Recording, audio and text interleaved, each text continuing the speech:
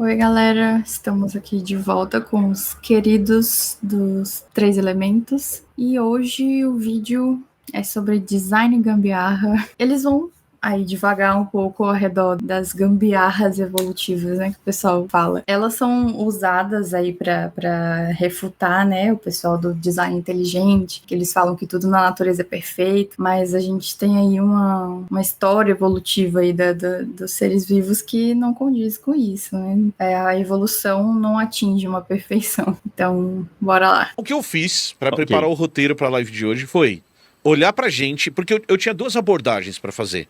Porque a gente consegue perceber gambiarra tanto na gente, então eu poderia ter escolhido falar do nosso corpo, as coisas do nosso corpo que parecem gambiarras, e a gente consegue olhar para outros bichos, como por exemplo, tem uma veia, Carlos Ruas, ou uma artéria, agora eu não lembro se é veia ou artéria, mas é um vaso sanguíneo, que sai de um ponto da cabeça da girafa aqui, e vai para um ponto do ouvido que é o nervo. É um nervo vago. É o nervo vago. É um caminho que poderia ser de 3 centímetros. Isso, mas ele vai... Isso não é só na girafa, viu? Eu não sei se todos os vertebrados, mas pelo menos mamíferos, sim. Acho que todos os vertebrados não, todos os tetrápodes. Desce o pescoço da girafa inteiro, passa por baixo da clavícula da girafa e sobe o pescoço da girafa inteiro para chegar num ponto que é 3 centímetros do lado.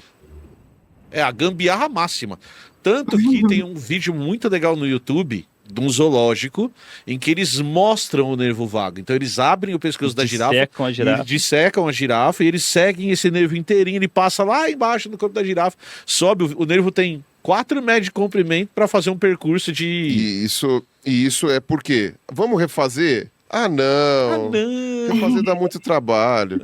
Porque o problema é a linha de montagem. Daí remonta a nossa história evolutiva, né? A nossa origem aí, a partir dos peixes de nadadeira lobada. E nos peixes, esse nervo, ele tá disposto aí na coluna, eu acho que é dorsalmente, não sei. Na gente também é assim, só não é tão... A gente só não tem um pescoço tão comprido como uma girafa, né? Mas a gente também é assim, ele desce, ele dá a volta sobre a artéria aorta, se eu não me engano. Ele dá a volta sobre por baixo e depois ele sobe pro lugar onde ele se ramifica.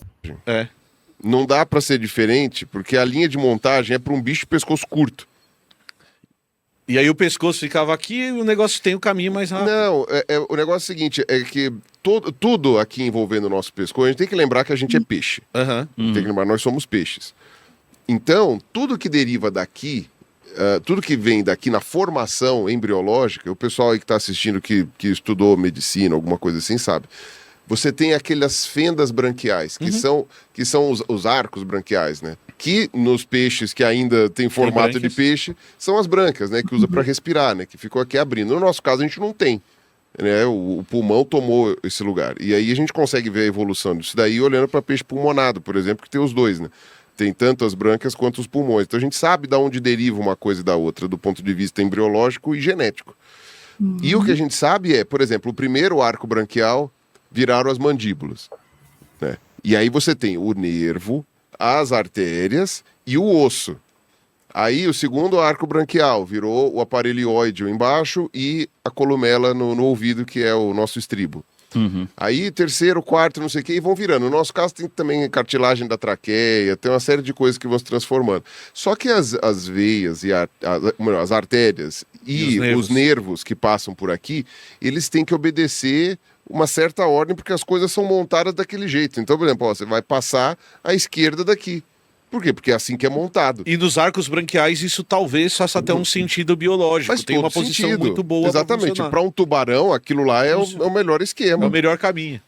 O Bauplano do tubarão tá aí há sei lá quantos milhões de anos, 300 milhões de anos, e tá funcionando muito bem. Bauplano, ou Bauplan, né? É o plano básico, é o plano corpóreo de determinado grupo, né? E aí ele é usado a partir da espécie tipo daquele grupo, né? Que é o holótipo. Como eu falei, é o plano corpóreo básico ali, por exemplo, dos tubarões, né? E vamos puxar aí os condrictis. Detalha e as características comuns a um determinado grupo. As características diagnósticas.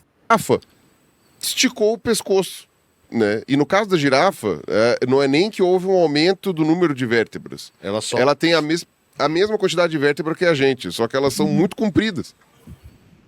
Então, na hora da linha de montagem da girafa, acontece o mesmo que acontece com qualquer vertebrado.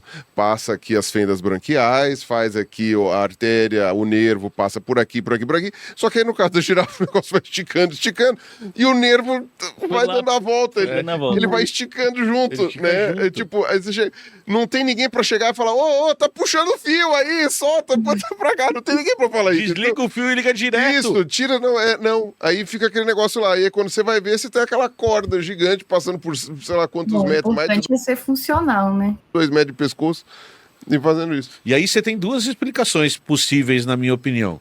Uma explicação que é mais ou menos, que é um negócio chamado evolução, e a minha teoria, que é a teoria do design gambiarra. Design gambiarra. Que, na verdade, tudo é uma grande gambiarra. Tudo é uma grande fita crepe. É uma grande fita crepe. O cara pegou a massinha ali, fez... esticou a massinha, o que veio junto, veio junto. Tava com preguiça de aí formular um plano corpóreo e falar, não, vamos reutilizar o desses aqui, e aí vamos botar ele para todos os tetrápodes. Complexo isso... que é curioso, né? Porque quem é criacionista, né, defende que a complexidade é tão grande que tem uma mente por trás. Na verdade, para mim é o contrário. É tão complexo isso que só a evolução para explicar. Que se tivesse um arquiteto, não conseguiria chegar a essa complexidade. Só a evolução para explicar essa complexidade. E nesse ponto que me incomoda da ideia desse... Principalmente, eu acho que é fundamental a gente separar algumas coisas aqui. Eu acho que existe uma galera que é criacionista, mas que fala assim, Deus deu o start em tudo, a evolução é um fenômeno que acontece... São criacionistas. Não, então, não são criacionistas nesse sentido, mas assim, existe uma força que deu o start em tudo e que inclusive criou a evolução. Isso é uma coisa. Tá. A outra coisa é a pessoa falar que existe um designer, seja ele um extraterrestre, seja ele uma força divina. Não é necessariamente Deus cristão. Que aí vem com esse... Eu acho que essa ideia aí que ele comentou não condiz tanto nem com design inteligente, nem com criacionismo, porque ambos acreditam no fixismo, né? Num estado fixo das coisas, da natureza, que não tem mudança, que as coisas foram criadas da forma como elas são hoje em dia, desde o começo. É basicamente uma pessoa que acredita na evolução, mas que ainda tem a crença dela em Deus. E o design inteligente também, ele é facultativo quanto à crença aí de um criador, uma divindade como o Deus cristão. Criacionismo, ele precisa, né, ter aí a crença no Deus, na religião, na divindade. E já o design inteligente, né, eles usam aquela história, é uma das analogias aí do design inteligente, eles usam aquela analogia do relojoeiro cego, né? Que você se depara com o relógio, vê aquelas engrenagens rodando, o relógio todo funcionando ali com a autonomia dele, mas isso implica que existe um relojoeiro que montou tudo aquilo, e aí eles usam isso para aplicar à natureza, que as coisas são perfeitas, elas funcionam de uma forma inteligente, então precisa ter um ser inteligente por trás. Mas tem muito debate também dentro disso. Uma parte acredita no Deus do protestantismo, do catolicismo, mas também tem uma parte aí do pessoal que apoia essa vertente que não necessariamente implica em determinar um criador. Esse papel de não necessariamente Deus que desenhou tudo. E por que desenhou tudo? Porque é complexo demais.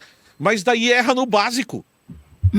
É isso que eu não consegui entender. Você consegue desenhar o ciclo de Krebs, que é um negócio bioquímico super complexo, mas você erra o nervo vago da girafa. O negócio é super complexo. Então, é porque essas pessoas, elas não conhecem o funcionamento disso, elas não conhecem a ciência de verdade. Elas veem as coisas superficialmente e elas têm uma interpretação completamente errada do que é a natureza, do que é o universo. E eles não entendem, assim, a essência das coisas, eles não sabem, eles não têm esse conhecimento. Se eles tivessem, provavelmente eles não acreditariam no que eles acreditam. É só você desligar o fio de um lado e ligar do outro. E tem uma coisa interessante que eu sempre, o pessoal usa alguns exemplos de complexidade que seriam muito coisa, como o flagelo da bactéria e tal. Tem um que eu gosto muito quando eles usam, que é a cascata de coagulação sanguínea. Porque para formar a protrombina lá, o colágeno, as plaquetas, tal, não sei o que, tudo para formar, para você gerar a casquinha do machucado, né? Tudo uma aquilo série de é reações. uma cascata de reações gigantesca, que são pelo menos 11 passos, cada um vai formando uma proteína diferente que liga na outra, que liga numa outra. Que tem um negócio, se não me engano, aí se não for corrigir na tela, que chama máquina de Goldberg, eu acho que chama assim. Que é uma Engraçado coisa que eles pegam esse exemplo específico, mas a maior parte do funcionamento fisiológico do nosso corpo, aí a nível celular, molecular, possui mais ou menos esses mecanismos e eles não têm ideia disso. Mas também tem coisas que eles também acham que é perfeita, mas não é, né?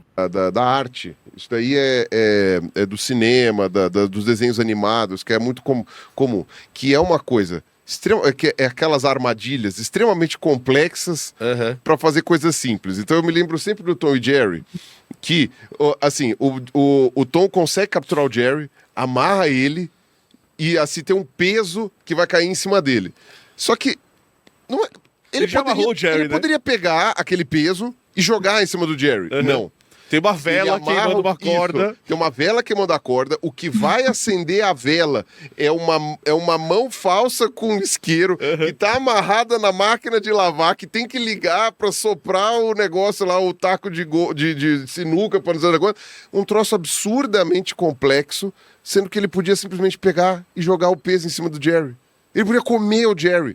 E pronto. Mas não, você tem uma coisa com um monte de passos completamente inúteis, porque aqueles passos foram sendo adicionados um atrás do outro sem refazer a coisa anterior. De uma forma aleatória.